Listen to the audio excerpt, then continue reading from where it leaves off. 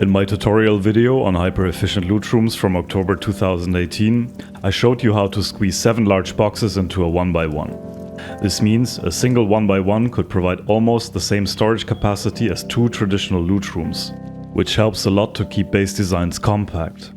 However, the April 2019 update nerfed these 7-box loot rooms. Once the forward boxes are placed, you are no longer able to add in the door. Thus, you either place the garage door first, or follow the workaround that I showed you in a recent video, which you'll find linked in the description. In this video, I'll show you 2 practical alternative hyper-efficient loot room designs, one with only boxes and one with boxes and the tool cupboard, that actually improve the originals in several aspects. This is the alternative for the 7-box loot room. 4 large boxes, 7 small boxes, and 2 barbecues. How does the storage capacity compare to the 7-box loot room design? A large box has 5 rows of storage, a small box 2. That means 5 small boxes hold the same storage as 2 large boxes. And 2.5 small boxes are the equivalent of 1 large box. A barbecue provides 2 rows of storage, the same as a small box. The 2 barbecues and the 7 small boxes are therefore equivalent to 3.6 large boxes. Consequently, this loot room holds the equivalent of 7.6 large boxes, making it even more efficient than the 7-box design. This design does not just hold more storage than the 7-box loot room and allow to replace the door without picking up any box. It's also a bit more forgiving to non-perfect item placement. It even works if the walls are already upgraded to sheet metal, something that was not possible with the 7-box design. Let me show you the build steps. I show you how to build it in the most restrictive condition, assuming that a half-height triangle is already placed and that there's very little space in front of the loot room, as for example in the case of the mini frustrator. Push your avatar against the wall and place it as far to the back and far to the left as possible. Next, place the barbecue with the lid opening away from that first box. The legs should be a little bit behind the large box. A small box goes underneath the barbecue. The second large box should easily fit into this corner. It needs to go as far back as possible as well. Now we can place the row of small boxes. Crouch in front of the barbecue and turn to one of the sides. Align the box as well as you can with the wall. Watch the core part, whether it emerges from the box at the same time. This is how you know whether it's aligned or not. Now you do the same with the box on the opposite side. If you align those boxes well, there should be plenty of space to place the remaining 2 boxes.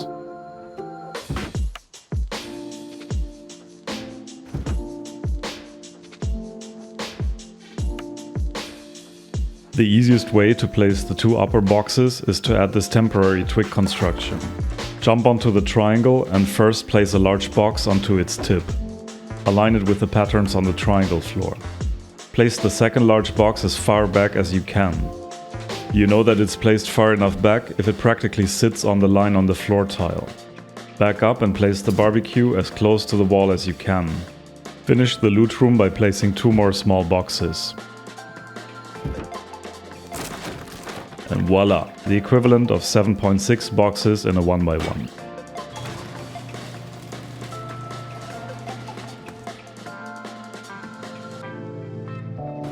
In the video on hyper-efficient loot rooms, I had also presented a design for the tool cupboard loot room, which in addition to the TC could hold 5 accessible large boxes.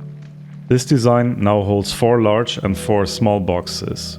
The 4 small boxes are the equivalent to 1.6 large boxes, making it effectively 5.6 large boxes in total. If we also count the 4 rows of storage that the tool cupboard provides, this loot room holds the equivalent of 6.4 boxes. Start the build with the TC. The TC needs to go as far back against the wall as possible. To place the first large box, push your avatar against the wall and place the box as far back to the left and to the back as you can. The second large box should then snap into the remaining gap. It must be as close to the TC as possible. Crouch in front of that first box and place a small box rotated against the wall. Jump onto this box and place the second small box against the other wall.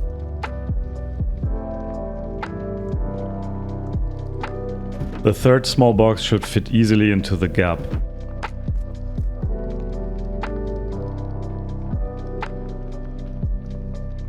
Use twig again for easier placement of the upper boxes.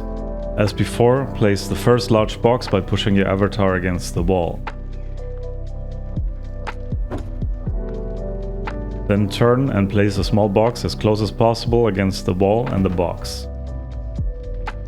The last large box should then barely fit into the remaining space.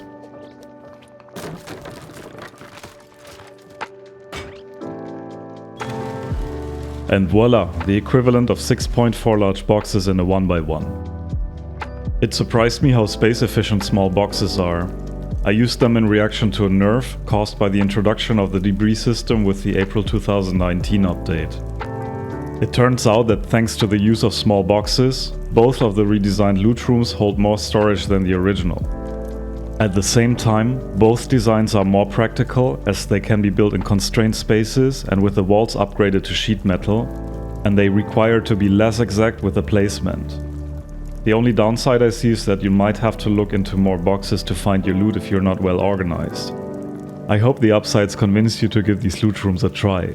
You'll definitely see them in my future designs. Until then, Evil Wurst out.